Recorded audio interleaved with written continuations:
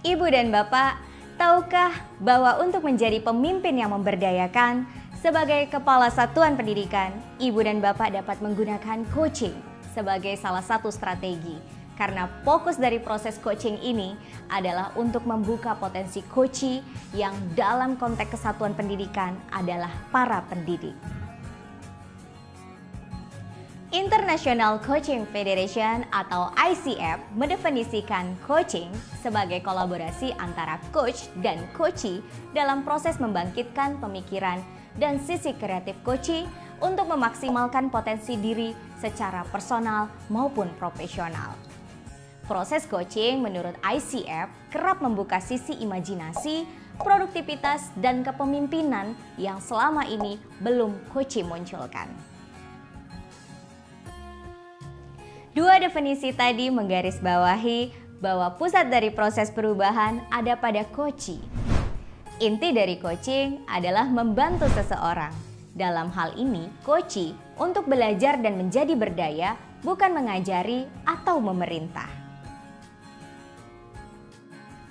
Coaching dapat kepala sekolah gunakan dalam supervisi akademik maupun dalam proses pengelolaan satuan pendidikan secara umum.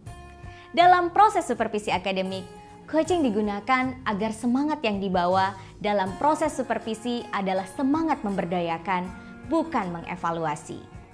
Ibu dan Bapak, kita meyakinikan bahwa tujuan supervisi akademik itu untuk memberdayakan dan mengembangkan kompetensi pendidik agar performa mengajarnya meningkat dan mencapai tujuan pembelajaran.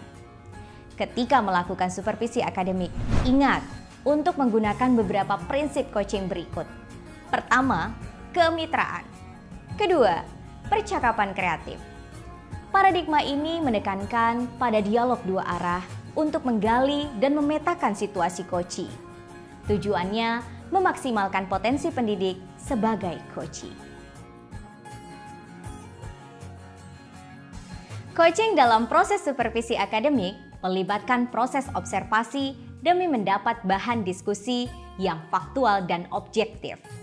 Kepala Satuan Pendidikan menempatkan diri sebagai mitra bagi tenaga pendidik untuk mengembangkan diri demi mewujudkan pembelajaran yang berpihak pada peserta didik.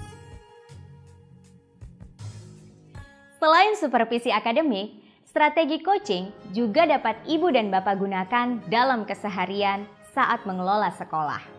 Situasi apa dalam keseharian yang mungkin membutuhkan strategi coaching? Misalnya, ketika Ibu dan Bapak ingin menjembatani jarak antara pendidik senior dengan pendidik muda yang baru bergabung. Pemimpin sebagai coach akan membuka dialog agar setiap pendidik dari kedua kelompok dapat melakukan proses refleksi secara mandiri. Strategi coaching memungkinkan setiap guru untuk berdaya sekaligus terlibat mengatasi kesenjangan yang terjadi, termaksud mengawasi proses perubahan yang sedang berlangsung secara mandiri.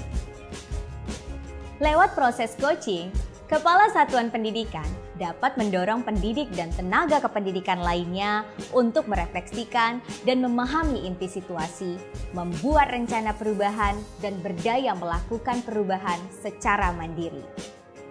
Sebagai coachee, pendidik dan tenaga kependidikan lainnya akan memaknai proses yang terjadi adalah bagian dari proses perbaikan diri, bukan semata perintah atasan yang harus dituruti. Lalu, apa dampaknya bila coachee atau pendidik telah berdaya mengupayakan pengembangan dirinya?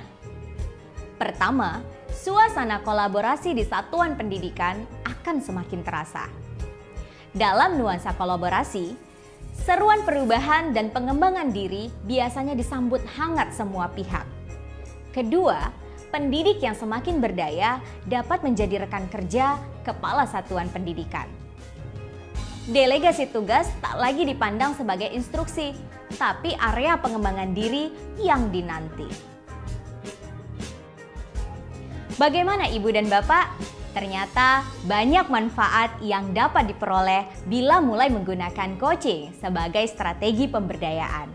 Maka tunggu apa lagi? Selamat melatih kemampuan coaching masing-masing.